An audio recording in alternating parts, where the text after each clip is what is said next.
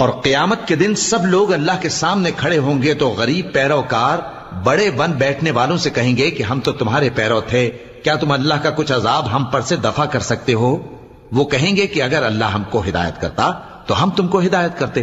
اب ہم گھبراہٹ ظاہر کریں یا صبر کریں ہمارے حق میں برابر ہے، کوئی جگہ رہائی کی ہمارے لیے نہیں ہے۔ اور جب حساب کتاب کا کام فیصل ہو چکے گا تو شیطان کہے گا جو وعدہ اللہ نے تم سے کیا تھا وہ تو سچا تھا، اور جو وعدہ میں نے تم سے کیا تھا وہ جھوٹا تھا، اور میرا تم پر کسی طرح کا زور نہیں تھا۔